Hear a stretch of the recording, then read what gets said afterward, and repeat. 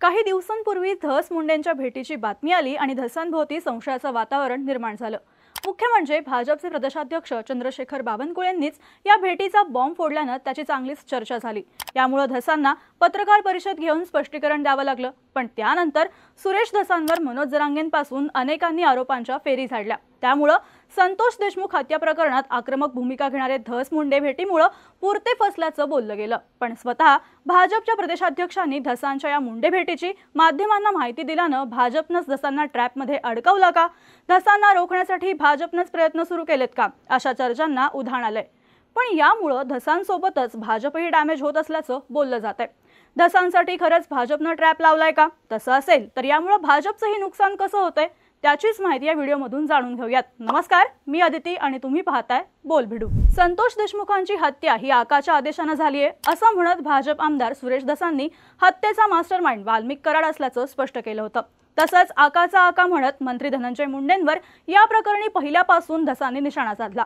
वाल्मिक कराड म्हणजेच धनंजय मुंडे आणि धनंजय मुंडे म्हणजेच वाल्मिक कराड, ते दोघेही एकाच नाण्याच्या दोन बाजू आहेत। त्यांची दोस्ती शोले चित्रपटातील जय वीरू सारखी आहे असं सांगून सुरेश धसांनीच धनंजय मुंडे आणि वाल्मिक कराड यांच्यातील संबंध जनतेसमोर आणले। दुसरीकडे कराडनं सरेंडर केलं, इतर आरोपींना अटक झाली, त्याचं सर्व श्रेय धसांनी या प्रकरणी फडणवीसांना घेतलेल्या निर्णयाला दिलं। एकीकडे धनंजय मुंडेंवर जोरदार टीका करायची आणि दुसरीकडे फडणवीसांचं कौतुक करायचं असा दोन कलमी कार्यक्रम धसांनी सुरू केला होता।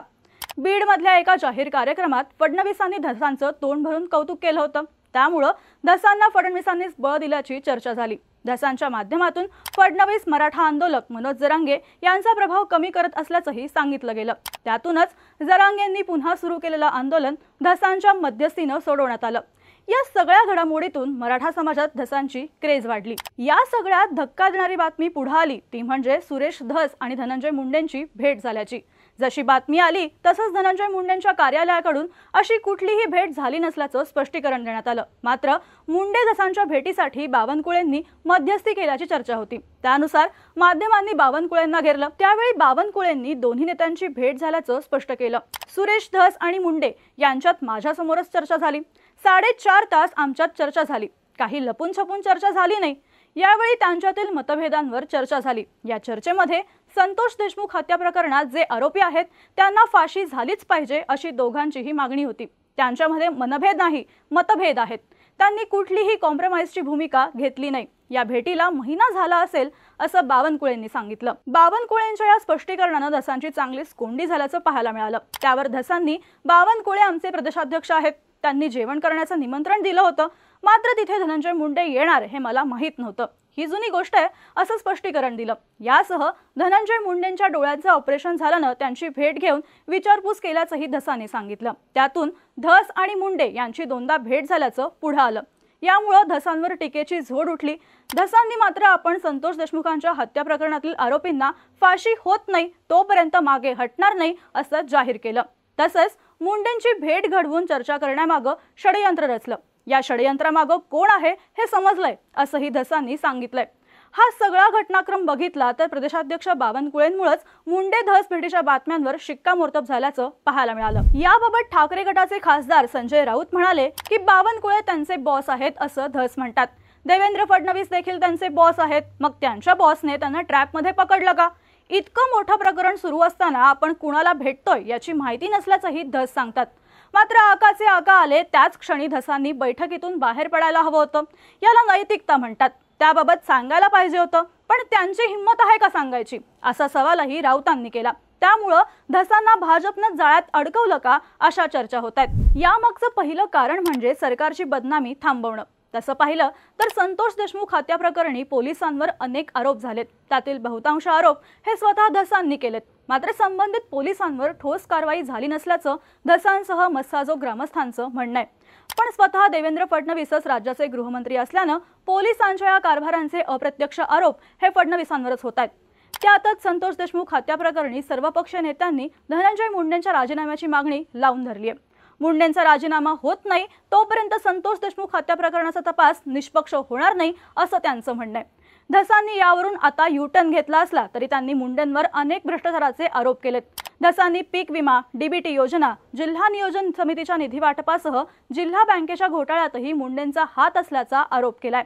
धसांच्या या आरोपांच्या मालिकांनी कुठेतरी सरकार आणि फडणवीस कात्रीत सापडल्याचं दिसतंय, कारण मंत्रिमंडळ विस्तारावेळी अजितदादांच्या राष्ट्रवादीकडून धनंजय मुंडेंना सुरुवातीला फोन गेला नव्हता। संतोष देशमुख प्रकरणात त्यांच्यावर होणाऱ्या आरोपांमुळे मुंडेंना मंत्रिपद मिळणार नाही असंच बोललं जात होतं, पण अखेरच्या क्षणी मुंडेंना मंत्रिपदासाठी फोन गेला। मुंडे मंत्रिमंडळात असावेत यासाठी फडणवीसांनीच आग्रही भूमिका घेतल्याच्या बातम्या समोर आल्या होत्या। एकंदरीतच धसांच्या या आरोपांमुळे मुंडेंसोबत फडणवीसांनाही डॅमेज होत असल्यानं त्यांना रोखण्यासाठी भाजपनं हा ट्रॅप लावल्याची चर्चा आहे। आता धसांना भाजपनं ट्रॅपमध्ये अडकवल्याचं दुसरं कारण सांगितलं जातं ते म्हणजे धसांचे मुंडेंवरचे व्यक्तिगत आरोप। धस ज्या मतदारसंघातून निवडून आलेत त्या आष्टीवर धनंजय मुंडेंचा डोळा होता। आष्टीत वाल्मी करारच्या माध्यमातून मुंडे आपली ताकद वाढवू पाहत होते। या मतदारसंघातल्या वंजारी समाजाच्या प्राबल्यामुळे मुंडेंना परळीसह आष्टीतही आपला झेंडा फडकवायचा होता। त्यासाठी स्वतः वाल्मी कराडनंही आष्टीतून लढण्याची तयारी केल्याचं स्थानिक पत्रकार सांगतात। मात्र महायुतीत ही जागा भाजपला सुटली आणि धसांना तिकीट मिळालं। तसंच काही महिन्यांपूर्वी सुरेश धस यांच्या पत्नी प्राजक्ता धस यांच्या विरोधात अॅट्रॉसिटीचा गुन्हा दाखल झाला होता। तो गुन्हा कराडच्या सांगण्यावरूनच झाल्याचा संशय धसांना होता। त्याचेही उत्ते धसांनी देशमुखांच्या प्रकरणातून काढल्याची चर्चा झाली। यामुळे धसांनी केलेले आरोप हे वैयक्तिक सूड भावनेनं केल्याचं सांगितलं गेलं। आता सुरेश धस आणि धनंजय मुंडे हे दोन्ही नेते महायुतीचा भाग आहेत, पण विरोधकांपेक्षा धसच मुंडेंच्या विरोधात जास्त आक्रमक झाल्यानं महायुती सरकारमध्ये चढाओढ असल्याचं चित्र निर्माण झालं।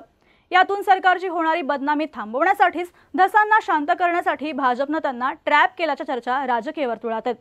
पण यामुळे धसांसोबत भाजपही डॅमेज होताना दिसतेय। धसा आणि धनंजय मुंडेंची भेट घेतल्याचं स्पष्ट झाल्यानंतर धसांवर सर्वात जास्त नाराज झाला तो मराठा समाज। मराठा समाजातून धसांवर सध्या जोरदार टीका होऊ लागली आहे। त्यातच धसांची पेरणीस मुळात जरांगेंचं महत्त्व कमी करण्यासाठी झाल्याच्या चर्चांनाही खत पाणी मिळालंय। याबाबत आमदार जितेंद्र आव्हाड म्हणाले, मनोज जरांगे पाटील यांचे महत्त्व कमी करण्यासाठी आमदार सुरेश धस यांचा वापर झाला। जरांगे पाटील यांच्या चेहऱ्यावर समाजाप्रती असलेली प्रामाणिक भावना दिसते। या सगळ्याला छेद देण्यासाठी सुरेश धस यांचा वापर करण्यात आला असं आव्हाड म्हणाले।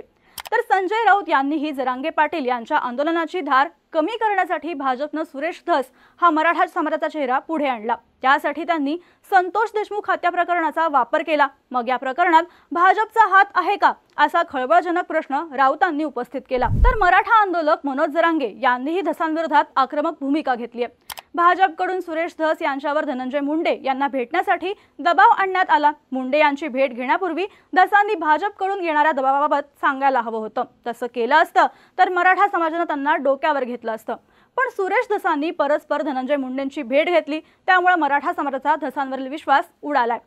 तुमच्या राजकारणासाठी एखाद्या पदासाठी आणि स्वार्थासाठी तुम्ही इकडे तिकडे हिंडता आणि देशमुख कुटुंब मात्र उन्हात पडलंय।